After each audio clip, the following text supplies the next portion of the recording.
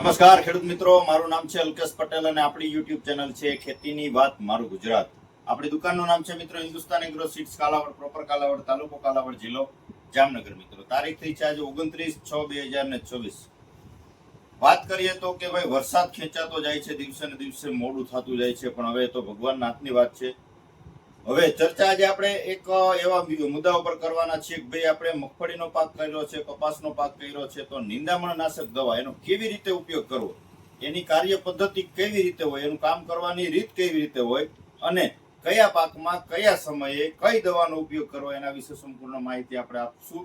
તો ચોક્કસથી વિડીયો છેલ્લે સુધી જોજો અને વિડીયોની અંદર નવા હોય તો ચેનલને સબસ્ક્રાઇબ કરી દેજો અને બીજા ગ્રુપમાં શેર કરજો, જેથી કરીને ખેતીલક્ષી માહિતી વિડીયોના માધ્યમથી ખેડૂત મિત્રોને મળતી રહે.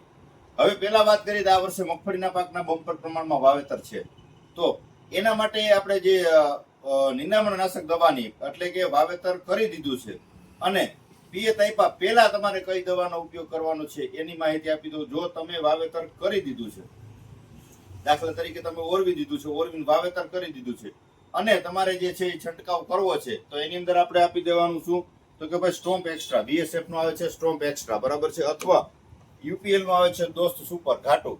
આ જે વસ્તુ છે એ વરસાદ પહેલા એટલે કે કોરામાં આપવાની વસ્તુ છે. ઘાટું આવે છે CS ફોર્મ્યુલેશન ની અંદર આવે છે પેન્ડીમિથાઇલ 48.7%, બરાબર છે. વરસાદ પછી જો તમે આપશો તો એટલું રિઝલ્ટ તમને મળશે નહીં, એટલે ખાસ કાળજી રાખવાની છે. પાણી આપ્યા પછી પણ સ્ટ્રોમ્પ એક્સ્ટ્રા નથી આપવાનું, એની કાળજી રાખવાની છે. જેટલું તમે કોરામાં આપશો એનું રિઝલ્ટ એની અંદર તમને બેસ્ટ મળશે, સારામાં સારું એનું પરિણામ મળશે મિત્રો. ત્યાર પછી હવે જેને ભીનામાં આપવી છે, બરાબર છે, ભીનામાં એટલે વાવેતર કરી દીધું છે અને છંટકાવ કરવો છે, તો એની અંદર આપણે ભલામણ કરીએ છીએ કે ભાઈ પેન્ડીમિથાલિન, બરાબર છે, કોઈ પણ સારી કંપનીનું પેન્ડામિથાલિન, બરાબર છે. દાખલા તરીકે ધાનુકાનું છે, ધાનો ટોપ છે, અથવા UPL નું છે, આ બધા પેન્ડી તમે આપી શકો છો. પણ મારી ભલામણ એક એવી છે મિત્રો કે તમે દાખલા તરીકે વાવેતર કરી દીધું છે અને પિયત આપી દીધું છે, અથવા વાવેતર વરસાદ પછી તમારે કરવું છે, તો મગફળી લગભગ 5 કે 6 દિવસે કોટો બહાર આવે, 6 દિવસ તો કમસે કમ લે. તો આપણે શું કરવાનું થાય છે કે પેલા વાવેતર કરી દેવાનું છે વરસાદ પછી, અથવા કે તમે ઓરવીન વાવેતર કરો છો તો પાણી આપી દેવાનું છે. બાસાલીન પાણી સાથે આપવાનું નથી કે બાસાલીન છંટકાવ કરવાનો નથી, પણ 4 દિવસ જવા દેવાના, 4 રાત જવા દેવાની. 5મે દિવસે તમારે છંટકાવ કરી દેવાનો છે. શું છંટકાવ કરવાનો તો કે પેન્ડી, બાસાલીન અને સાથે પેરાક્વાટ એટલે કે ભાઈ ગ્રામોક્ઝોન તરીકે આપણે ઓળખીએ છીએ. આ જે છે આકાશ પેસ્ટિસાઇડ નું આવે છે, ત્યાર પછી બીજું આવે છે અદામાનું પેરાનેક્સ, બરાબર છે. 100 ml આમાંથી અને 100 ml બાસાલીન, આ બંનેનું કોમ્બિનેશન કરીને 5મે દિવસે તમે છંટકાવ કરશો તો શું ફાયદો થશે મિત્રો? આનેથી જે છે પેન્ડીમિથાલિન જે છે એ નવું ખડ ઉગવા નહીં દે, અને જે છે આ તત્કાલ જે દવા આવે છે આપણે ગ્રામોક્ઝોન કહીએ, તત્કાલ કહીએ, ઘણા બધા નામથી ઓળખાય છે. આ જે છે 2 પાંદે નવું ખડ 4 કે 5 દિવસે બહાર નીકળી ગયું છે, એનો સફાયો થઈ જશે, નવું ખડ ઉગશે નહીં અને આ ઉગી ગયેલું ખડ આનાથી ભરી જશે. એટલે આ જે પદ્ધતિ જે છે, આ રીત જે છે એ મારા ખ્યાલથી ખેડૂત મિત્રો માટે ખૂબ જ લાભદાયી અને ખૂબ જ જે છે એ ઉપયોગી નીવડે એવું મને જણાય છે. કેમ કે હું મારા ખેતરમાં છેલ્લા 4-5 વર્ષથી આ પ્રકારે અનુભવ કરું છું, તો એનાથી નિંદામણમાં ખૂબ રાહત રહે છે.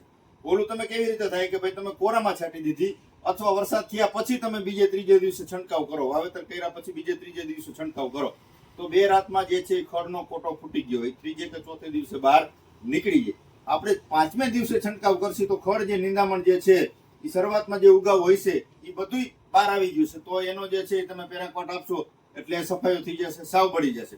તો 100 ml આમાંથી 100 ml આમાંથી બંનેમાંથી 100 ml નો તમે ઉપયોગ કરશો, નવું ખડ ઉગશે નહીં અને ઉગી ગયેલું ખડ બધું સાફ થઈ જશે, ભરી જશે, તો તમારે નિંદામણમાં ખૂબ જ મોટી રાહત થશે.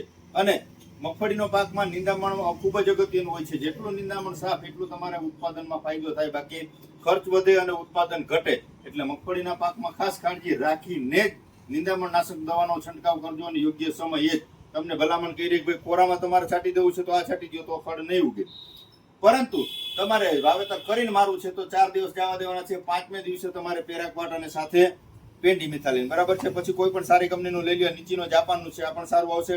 ટાટા કંપનીનું છે, આ પણ સારું આવે છે. BSF નું સ્ટોમ્પ આવે છે, એ પણ સારી વસ્તુ આવે છે. એટલે સારી કંપનીનું લીધું હશે તો નિંદામણ નહીં ઉગે. પછી એમાં લોકલ હશે તો પાછા નિંદામણમાં પ્રશ્ન રહેશે જ. એટલે સારી ગુણવત્તાનું સારી કંપનીનું લઈ અને ઉપયોગ કરશો તો તમને એનું પરિણામ ચોક્કસથી સારું જોવા મળશે.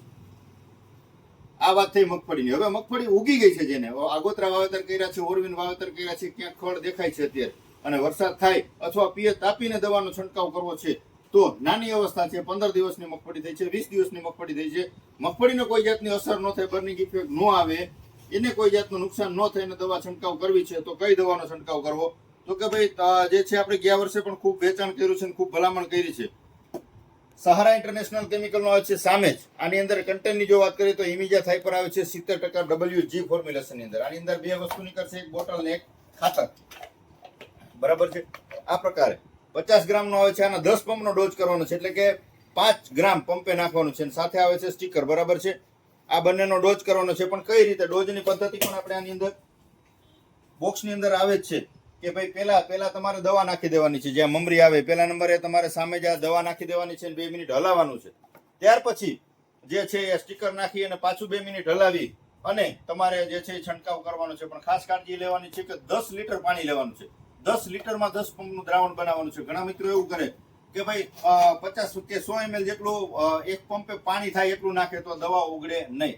10 લીટર પાણીમાં આ 10 પંપનો ડોઝ કરવાનો છે અને પંપે 1-1 લીટર નાખતું જવાનું છે. તો આનેથી ગોળપાન વાળું તમામ ખડ સાફ થઈ જાય છે. ખાસ કરીને અત્યારે સમસ્યા જણાતી હોય તો હેહમૂર, દેશી ભાષામાં કહીએ શેષમૂર. બરાબર છે. આ ખડ નાબૂદ થતું નથી, તો આ ખડમાં પણ તમને સારામાં સારું પરિણામ મળશે.